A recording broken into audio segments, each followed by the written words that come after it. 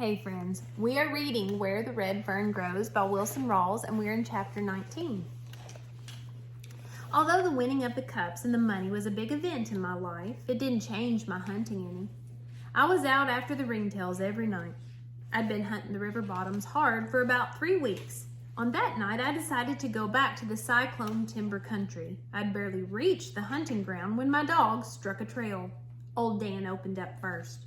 They struck the trail on a ridge and then dropped down into a deep canyon up the other side and broke out into some flats. I could tell that the scene was hot from their steady bawling. 3 times they treed the animal. Every time I came close to the tree, the animal would jump and the race would be on. After a while, I knew it wasn't a coon. I decided it was a bobcat. I didn't like to have my dogs tree the big cats, for their fur wasn't any good, and all I could expect was 2 cut-up hounds. They could kill the largest bobcats in the hills and had on several occasions, but to me it was useless. The only good I could see in killing one was getting rid of a vicious, predatory animal. The 4th time they treed, they were on top of a mountain. After the long chase, I figured the animal was winded and would stay in the tree. In a trot, I started to them. As I neared the tree, little Ann came to me, reared up and whined. By her actions, I knew something was wrong. I stopped. In the moonlight, I could see old Dan sitting on his haunches, staring up at the tree and bawling. The tree had lots of dead leaves on it. I knew it was a large white oak because it's one of the last trees in the mountains to lose its leaves. Old Dan kept bawling. Then he did something he'd never done before. For a second, his deep voice was still, and silence settled over the mountains. My eyes wandered from the tree to him. His lips were curled back, and he snarled as he stared into the dark foliage of the tree. His teeth gleamed white in the moonlight. The hair on his neck and along his back stood on end. A low, deep, rumbling growl rolled from his throat. I was scared, and I called to him. I wanted to get away from there. Again I called, but it was no use. He wouldn't leave the tree, for in his veins flowed the breeded blood of a hunting hound. In his fighting heart, there was no fear. I set the lantern down and tightened my grip on the handle of the axe. Slowly, I started walking toward him. I thought, if I can get close enough to him, I can grab his collar. I kept my eyes on the tree as I edged forward. Little Ann stayed by my side. She too was watching the tree. Then I saw them. 2 burning yellow eyes staring at me from the shadowy foliage of the tree. I stopped, petrified with fear. The deep bang of old Dan stopped, and again the silence closed in. I stared back at the unblinking eyes. I could make out the bulk of a large animal, crouched on a huge branch close to the trunk of the big tree. Then it moved. I heard the scratch of razor-sharp claws on the bark. It stood up and moved out of the shadows onto the limb. I saw it clearly as it passed between the moon and me. I knew what it was. It was the devil cat of the Ozarks, the mountain lion. The silence was shattered by one long, loud bawl from old Dan. I'd never heard my dog bawl like that. It was different. His voice rang out over the mountains loud and clear.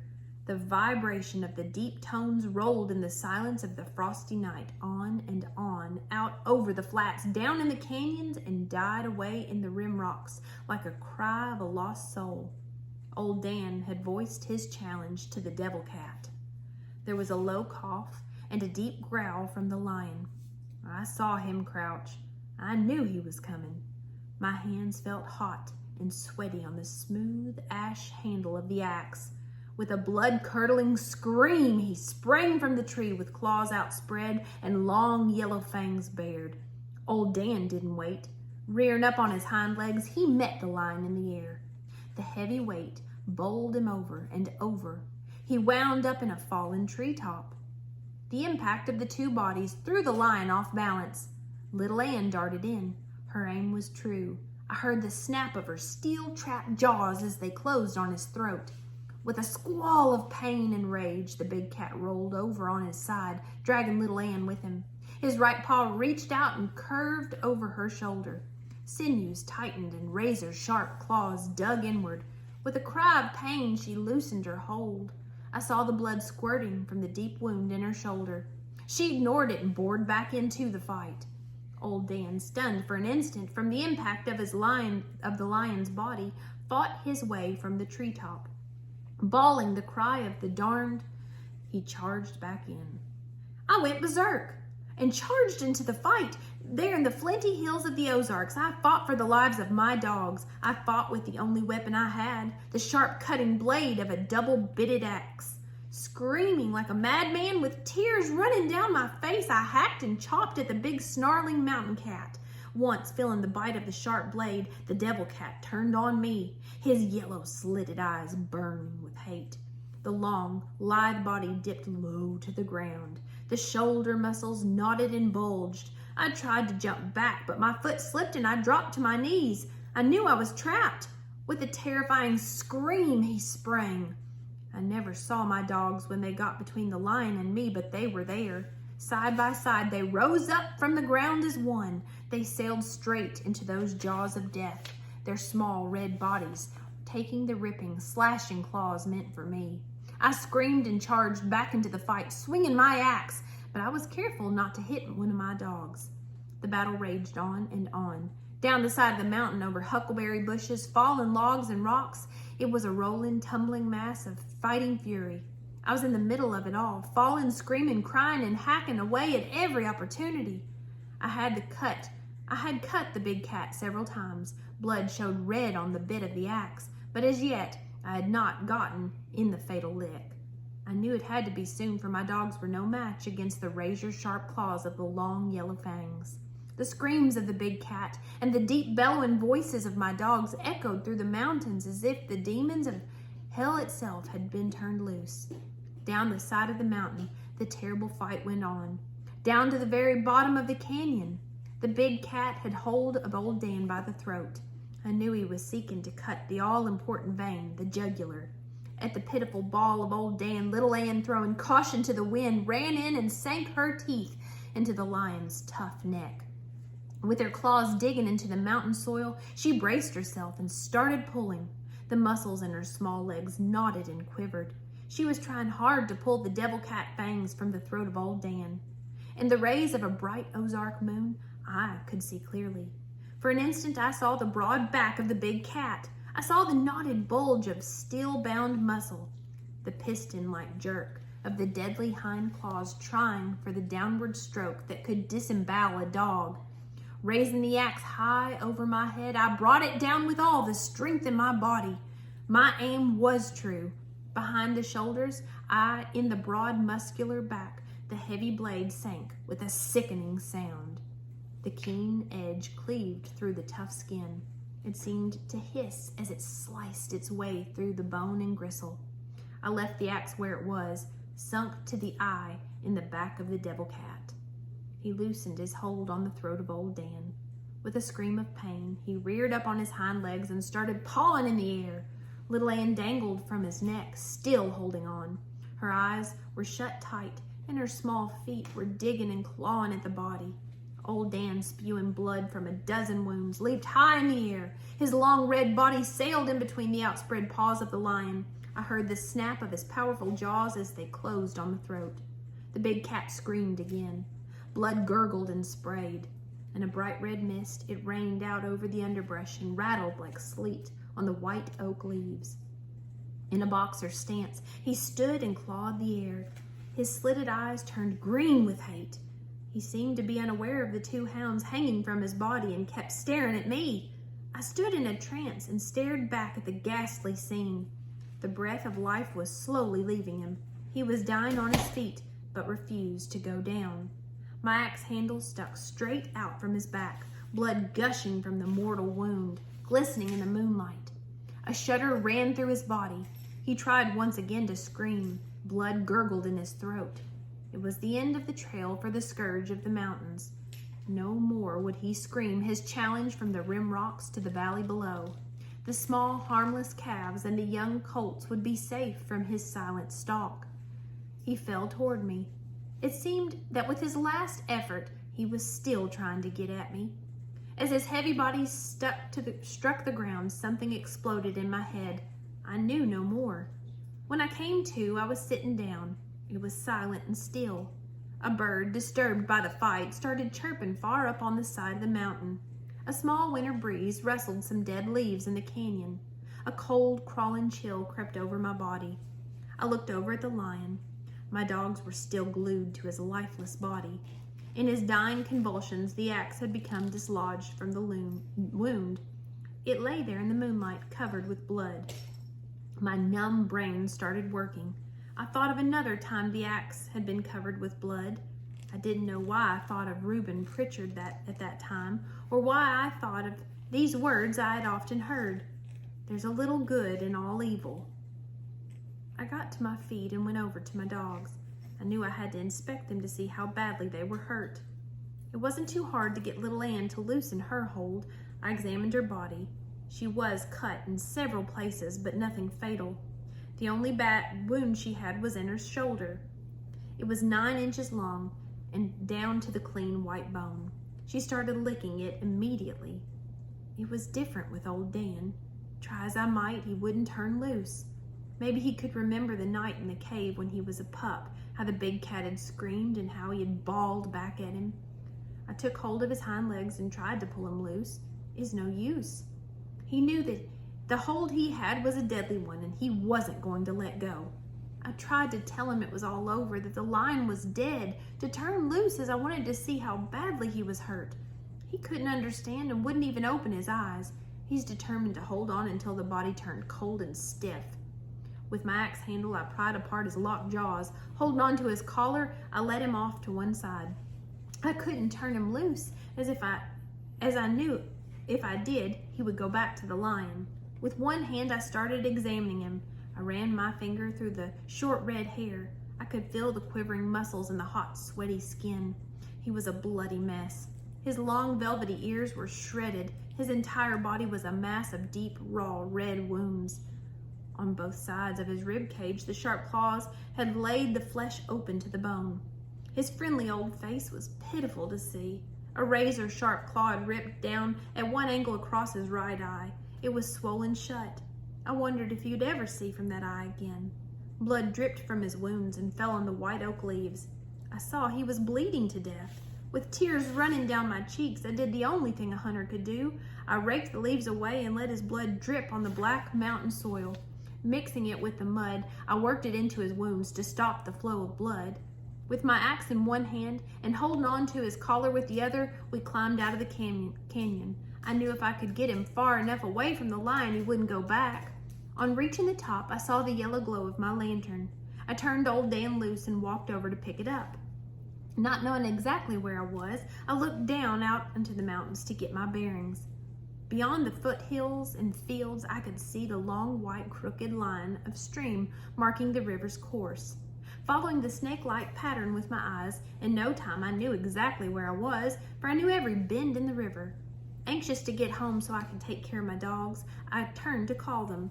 Little Ann was close by. She was sitting down, licking at the wounds in her shoulder. I saw the shadowy form of old Dan sniffing around the tree where the lion had been treed. As I stood and watched him in the moonlight, my heart swelled with pride. Wondering that, wounded though he was, he wanted to make sure there were no more lions around. I called to him. In a stiff-legged trot, he came to me. I caught hold of his collar and gave him another inspection. In the lantern light, I could see the mud-caked wounds clearly. The bleeding had almost stopped. I felt much better. Little Ann came over, knelt down, and put my arms around them. I knelt down and put my arms around them. I knew that if it hadn't been for their loyalty and unselfish courage, I would have probably been killed by the slashing claws of the devil cat. I don't know how I'll ever pay you back for what you've done, I said, but I'll never forget it. Getting up, I said, "Come on, let's go home so I can take care of these wounds." I hadn't gone far when I heard a cry. At first I thought it was a bird or a nighthawk. I stood still and listened. I glanced at little Ann. She was looking behind me. I turned around and looked for old Dan. He was nowhere in sight. Then the cry came again, low and pitiful. Instantly, little Ann started back the way we'd come. I followed as fast as I could. I found old Dan lying on his side, pleading for help. What I saw was almost more than I could stand. There, tangled in the low branches of a huckleberry bush, were the entrails of my dog. With a gasping cry, I knelt down by his side. I knew what had happened. Far back in the soft belly, the slashing, razor-sharp claws of the lion had cut in the hollow. In my inspection, I had overlooked the wound. His entrails had worked out and had become entangled in the bush. The forward motion of his body had done the rest. He whimpered as I laid my hand on his head. A warm, red tongue flicked out at it. With tears in my eyes, I started talking to him. "Hang on, boy," I said. "Everything'll be all right. I'll take care of you." With trembling hands, I unwound the entrails from the bush. With my handkerchief, I wiped away the gravel, leaves, and pine needles. With fingers that shook, I worked the entrails back into the wound. Knowing that I couldn't carry him and the axe and the lantern, I stuck the axe deep in the side of a white oak tree. I blew out the lantern and hung the handle over another blade. I wrapped my dog in the old sheepskin coat and hurried for home. Arriving home, I awakened my father and mother. Together we doctored my dogs. Old Dan was taken care of first. Very gently, Mama worked the entrails out, and in a pan of warm, soapy water washed them clean of the pine needles, leaves, and grit. "If I only knew what I was doing," Mama said as she worked, "I'd feel better." With gentle hands, she worked the entrails back through the opening. The wound was sewn up and bandaged with a clean white cloth. Little Anne wasn't hard to doctor. I held her head while Mama cleaned her wounds with peroxide. Feeling the bite of the strong liquid, she whined and licked at my hands. "It's all right, little girl," I said. "You'll be well in no time." I opened the door and watched her as she limped off to the doghouse. Hearing a whimper, I turned around. There in the doorway to the room stood my sisters. I could tell by the looks on their faces that they had been watching for some time. They looked pitiful standing there in their long white gowns. I felt sorry for them. "Will little Anne be all right?" my oldest sister asked. "Yes," I said, "she'll be all right. She only had one bad wound and we've taken care of that." "Old Dan's hurt bad, isn't he?" she said. I nodded my head. "How bad is it?" she asked. "It's bad," I said. "He's cut wide open." They all started crying. "Now here," Mama said, going over. "You girls get back in bed. You'll take a death of cold being up like this in your bare feet." "Mommy," the little one said, "God won't let little Dan die, will he? Old Dan die, will he?" "I don't think so, honey," Mama said. "Now off to bed." They turned and walked slowly back to their room. "The way your dogs are cut up," Papa said, "it must have been a terrible fight." "It was, Papa," I said. "I've never seen anything like it. Little Anne wouldn't have fought the lion if it hadn't been for old Dan. All she was doing was helping him. He wouldn't quit. He just stayed right in there till the end. I even had to pry his jaws loose from the lion's throat after the lion was dead." Glancing at old Dan, Papa said, "It's in his blood, Billy. He's a hunting wound, and the best one I ever saw. He only has two loves, you and hunting. That's all he knows. If it hadn't been for them, Papa," I said, "I probably wouldn't be here now." "What do you mean?" Mama said. "You wouldn't be here now." I told them how the lion had leaped at me and how my dogs had gotten between him and me. "They were so close together," I said. "When they came up off the ground, they looked just like one." There was a moaning sigh from Mama. She covered her face with her hands and started crying. "I don't know," she sobbed. "I just don't know. To think how close you came to being killed. I don't think I can stand anymore." Now, Papa said as he walked over and put his arms around her. "Don't go all to pieces. It's all over. Let's be thankful and do our best for old Dan." "Do you think he'll die, Papa?" I asked. "I don't know, Billy," Papa said, shaking his head. "He's lost an awful lot of blood and he's a mighty sick dog. All we can do now is wait and see." Our wait wasn't long. My dog's breathing grew faster and faster, and there was a terrible rattling in his throat. I knelt down and laid his head in my lap. Old Dan must have known he was dying. Just before he drew one last sigh, a feeble thump of his tail, his friendly gray eyes closed forever. At first I couldn't believe my dog was dead. I started talking to him. "Please don't die, Dan," I said. "Don't leave me now." I looked to Mama for help. Her face was as white as the bark on a sycamore tree, and the hurt in her eyes tore at my heart. She opened her mouth to say something, but words wouldn't come out. Feeling as cold as an Arctic wind, I got up and stumbled to a chair. Mama came over and said something. Her words were only a murmur in my ears. Very gently, Papa picked old Dan up in his arms and carried him out on the porch. When he came back in the house, he said, "Well, we did all we could do, but I guess it just wasn't enough." I'd never seen my mother and father look so tired and weary as they did on that night. I knew they wanted to comfort me, but didn't know what to say. Papa tried. "Billy," he said, "I wouldn't think too much about this if I were you. It's not going to hurt like that. I believe I'd just try to forget it. Besides, you still have little Ann." I wasn't even thinking about little Ann at that moment. I knew she's all right. "I'm thankful I still have her," I said, "but how? How can I forget old Dan? He gave his life for me. That's what he did. Just laid down his life for me. How can I ever forget something like that?" Mama said, "It's been a terrible night for all of us. Let's go to bed and try to get some rest. Maybe we'll all feel better tomorrow." "No, Mama," I said. "You and Papa. You go on to bed. I think I'll stay up for a while. I couldn't sleep anyway." Mama started to protest, but Papa shook his head. Arm in arm, they walked from the room. Long after my mother and father had retired, I sat by the fire trying to think and couldn't. I felt numb all over. I knew my dog was dead, but I couldn't believe it. I didn't want to. One day they were both alive and happy. Then that night, just like that, one of them was dead. I didn't know how long I'd been sitting there when I heard a noise out on the porch. I got up, walked over to the door, and listened. It came again, a low whimper and a scratchy sound. I could think of only one thing that could have made that noise. It had to be my dog. He wasn't dead. He'd come back to life. With a pounding heart, I opened the door and stepped out on the porch. What I saw was more than I could stand. The noise I'd heard had been made by little Ann. All her life she'd slept by old Dan's side. And although he was dead, she had left the doghouse and come back to the porch and snuggled up close by his side. She looked up at me and whimpered. I couldn't stand it. I didn't know I was running until I tripped and fell. I got to my feet and ran on, down through our fields of shocked corn, until I fell face down on the river bank. There in the gray shadows of a breaking dawn, I cried until I could cry no more. The churn of gray squirrels in the bright morning sun told me it was daylight. I got to my feet and walked back to the house. Coming up through our barn lot, I saw my father feeding our stock. He came over and said, "Breakfast is about ready." "I don't want any breakfast, Papa," I said. "I'm not hungry. I have a job to do. I have to bury my dog." "Tell you what," he said, "I'm not going to be very busy today, so let's have a good breakfast and then I'll help you."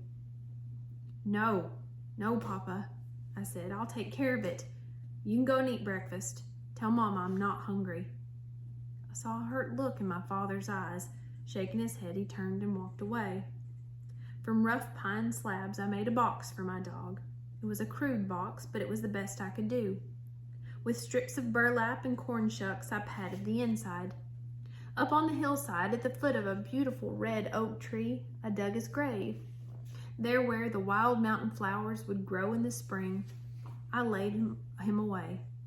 I had a purpose in burying my dog up there on the hillside. It was a beautiful spot. From there, one could see the country for miles. The long, white, crooked line of the river, the tall, thick timber of the bottoms, the sycamore, birch, and box elder. I thought perhaps that on moonlit nights, old Dan would be able to hear the deep voices of the hounds as they rolled out of the river bottoms on the frosty air. After the last shovel of dirt was patted in place, I sat down and let my mind drift back through the years. I thought of the old KC baking powder can, and the first time I saw my pups in the box at the depot. I thought of my $50, the nickels and dimes, and the fishermen and blackberry patches. I looked at his grave, and with tears in my eyes, I voiced these words. "You were worth it, old friend." and 1,000 times over. In my heart, I knew there in the grave lay a man's best friend. 2 days later, when I came in from the bottoms, where my father and I were clearing land, my mother said, "Billy, you'd better look after your dog. She won't eat." I started looking for her. I went to the barn, the corn crib, and looked under the porch. I called her name. It was no use. I rounded up my sisters and asked them if they'd seen little Ann. The youngest one said she'd seen her go down into the garden. I went there calling her name. She wouldn't answer my call. I was about to give up, and then I saw her. She'd wiggled her way far back under the thorny limbs of a blackberry bush in the corner of the garden. I talked to her and tried to coax her out. She wouldn't budge. I got down on my knees and crawled back to her. As I did, she raised her head and looked at me. Her eyes told the story. They weren't the soft gray eyes I'd looked into so many times. They were dull and cloudy. There was no fire, no life. I couldn't understand. I carried her back to the house. I offered her food and water. She wouldn't touch it. I noticed how lifeless she was. I thought perhaps she had a wound I'd overlooked. I felt and probed with my fingers. I could find nothing. My father came and looked at her. He shook his head and said, "Billy, it's no use. The life has gone out of her. She has no will to live." He turned and walked away. I couldn't believe it. I couldn't. With eggs and rich cream, I made a liquid. I pried her mouth open and poured it down. She responded to nothing. Nothing I did. I carried her to the porch and laid her in the same place I laid the body of old Dan. I covered her with gunny sacks. All through the night I would get up and check her. Next morning I took warm milk, and again I opened her mouth and fed her. It was a miserable day for me. At noon it was the same. My dog had just given up, no will to live. That evening I came in from the fields and she was gone. I hurried to my mother. Mama told me she had seen her go up the hollow from the house. So weak she could hardly stand. Mama had watched her until she'd disappeared in the timber. I hurried up the hollow, calling her name. I called and called. I went up to the head of it, still calling her name and praying she would come to me. I climbed out on the flats, looking, searching, and calling. It was no use. My dog was gone. I had a thought, a ray of hope. I just knew I'd find her at the grave of old Dan. I hurried there. I found her laying on her stomach, her hind legs stretched straight out, and her front feet folded back under her chest. She had laid her head on his grave. I saw the trail where she had dragged herself through the leaves. The way she lay there, I thought she was alive. I called her name. She made no movement. With the last ounce of strength in her body, she dragged herself to the grave of old Dan. Kneeling down by her side, I reached out and touched her. There was no response, no whimpering cry or friendly wag of her tail. My little dog was dead. I laid her head in my lap, and with tear-filled eyes gazed up into the heavens. In a choking voice I asked, "Why did they have to die? Why must I hurt so? What have I done wrong?" I heard a noise behind me. It was my mother. She sat down and put her arm around me. "You've done no wrong, Billy," she said. "I know this seems terrible, and I know how it hurts. But at one time or another, everyone suffers. Even the good Lord suffered while he was here on earth." "I know, Mama," I said, "but I can't understand it. It was bad enough when old Dan died. Now little Ann is gone. Both of them gone just like that." "Billy, you haven't lost your dogs altogether," Mama said. "You'll always have their memory. Besides, you can have some more dogs." Oh, I rebelled at this. "I don't want any more dogs," I said. "I won't ever want another dog. They wouldn't be like old Dan and little Ann." "We all feel that way, Billy," she said. "I do especially. They fulfilled a prayer that I thought would never be answered." "I don't believe in prayers anymore," I said. "I prayed for my dogs, and now look, both of them are dead." Mama was silent for a moment. Then in a gentle voice she said, "Billy, Sometimes it's hard to believe that things like this can happen, but there's always an answer. When you're older, you'll understand better." "No, I won't," I said. "I don't care if I'm 100 years old, I'll never understand why my dogs had to die." As if she were talking to someone far away, I heard her say in a low voice, "I don't know what to say. I can't seem to find the right words." Looking up to her face, I saw that her eyes were flooded with tears. "Ma, please don't cry," I said. "I didn't mean what I said." "Oh, I know you didn't," she said as she squeezed me up tight. "It's just your way of fighting back." I heard the voice of my father calling to us from the house. "Come now," Mama said. "I have supper ready and your father wants to talk to you. I think you've heard what he has to say. I think when you've heard what he has to say, you'll feel better." "I can't leave little Ann like this, Mama," I said. "It'll be cold tonight. I think I'll carry her back to the house." "No, I don't think you should do that," Mama said. "Your sisters would go all to pieces. Let's make her comfortable here." Raking some dead leaves into a pile, she picked little Ann up and laid her in them. Taking off my coat, I spread it over her body. I dreaded to think of what I had to do in the morrow. My father and sisters were waiting for us on the porch. Mama told them the sad story. My sisters broke down and started crying. They ran to Mama and buried their faces in her long cotton dress. Papa came over and laid his hand on my shoulder. "Billy," he said, "there are times in a boy's life when he has to stand up like a man. This is one of those times. I know what you're going through and how it hurts, but there's always an answer. The good Lord has a reason for everything he does." "There couldn't be any reason for my dogs to die, Papa," I said. "There just couldn't. They hadn't done anything wrong." Papa glanced at Mama. Getting no help from her, he said, "It's getting cold out there. Let's go in the house. I have something to show you." "Guess what we're having for supper," Mama said as we turned to enter the house. "Your favorite, Billy, sweet potato pie. You'll like that, won't you?" I nodded my head, but my heart wasn't in it. Papa didn't follow us into the kitchen. He turned and entered his bedroom. When he came into the room, he had a small shoebox in his hand. I recognized the box by the bright blue ribbon tied around it. Mama kept her valuables in it. A silence settled over the room. Walking to the head of the table, Papa set down the box and started untying the ribbon. His hands were trembling as he fumbled with the knot. With the lid off, he reached in and started lifting out bundles of money. After stacking them in a neat pile, he raised his head and looked straight at me. "Billy," he said, "you know how your mothers prayed that someday we'd have enough money to move out of these hills and into town so that you children could get an education?" I nodded my head. "Well," he said in a low voice, "because of your dogs, her prayers have been answered. This is the money earned by old Dan and little Ann. I've managed to make the farm feed us and clothe us, and I've saved every cent your furs brought in. We now have enough."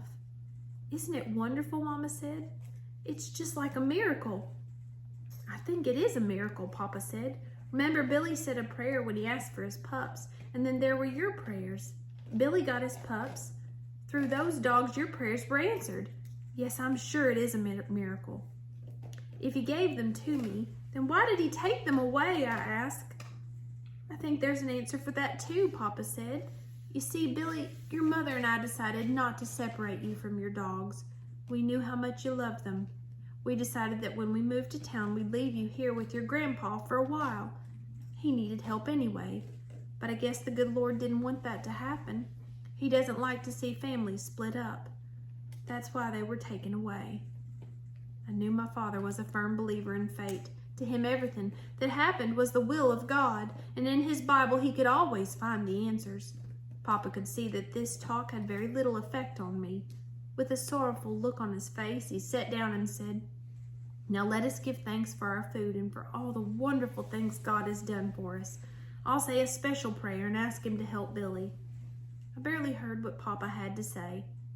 During the meal, I could tell that no one was enjoying the food. As soon as it was over, I went to my room and lay down on the bed. Mama came in. "Why don't you go to bed," she said, "and get a good night's sleep? You'll feel better tomorrow." "No, I won't, Mama," I said. "I have to bury little Ann tomorrow." I know, she said. As she turned my covers down, I'll help you if you want me to. No, Mama, I said, I don't want anyone to help. I'd rather do it all by myself. Billy, you're always doing things by yourself, Mama said. That's not right. Everyone needs help sometime in his life. I know, Mama, I said, but please not this time. Ever since my dogs were puppies, we've always been together, just us three. We hunted together and played together. We even went swimming together. Did you know, Mama, that little Ann used to come every night and peek in my window just to see if I was all right? I guess that's why I want to be by myself when I bury her. Now say your prayers and go to sleep. I'm sure you'll feel better in the morning. I didn't feel like saying any prayers that night. I was hurting too much. Long after the rest of the family had gone to bed, I lay staring into the darkness, trying to think and not able to. Sometime in the night I got up, tiptoed to my window, and looked out at my doghouse. It looked so lonely and empty, sitting there in the moonlight. I could see that the door was slightly ajar. I thought of the many times I'd lain in my bed and listened to the squeaking of the door as my dogs went in and out. I didn't know I was crying until I felt the tears roll down my cheeks. Mama must have heard me get up. She came in and put her arms around me. Billy, she said in a quavering voice, you'll have to stop this. You're going to make yourself sick, and I don't think I can stand any more of it. I can't, Mama, I said. It just hurts so much. I just can't. I don't want you to feel bad just 'cause I do. I can't help it, Billy, she said. Come now and get back in the bed. I'm afraid you'll catch cold. After she tucked me in, she sat on the bed for a while. As if she were talking to the darkness, I heard her say, if only there was some way I could help, something I could do. No one could help. No one can help, Mama, I said. No one can bring my dogs back. I know, she said, as she got up to leave the room, but there must be something. There just has to be. After Mama had left the room, I buried my face in my pillow and cried myself to sleep. Next morning, I made another box. It was smaller than the first one. Each nail I drove in the rough pine boards caused the knot in my throat to get bigger and bigger. My sisters came to help. They stood it for a while, then with tears streaming, they ran for the house. I buried little Ann by the side of old Dan. I knew that was where she wanted to be. I also buried a part of my life along with my dog. Remembering a sandstone ledge I'd seen while prowling the woods, I went there. I picked out a nice stone and carried it back to the graves. Then, with painstaking care, I carved their names deep in its red surface. As I stood looking at the two graves, I tried hard to understand with some of the things my father had told me, but I couldn't. I was still hurting and still had that empty feeling. I went to Mom and had a talk with her. Mama, I asked, do you think God made a heaven for all good dogs? Yes, she said, I'm sure he did. Do you think he made a place for dogs to hunt? You know, just like we have here on our place, with mountains and sycamore trees, rivers and cornfields, and old rail fences. Do you think he did? From what I've read in the good book, Billy, she said, he put far more things up there than we have here. Yes, I'm sure he did. I was thinking this over when Mama came up to me and started tucking my shirt in. Do you feel better now? She asked. It still hurts, Mama, I said as I buried my face in her dress. But I do feel a little better. I'm glad, she said as she patted my head. I don't like to see my little boy hurt like this.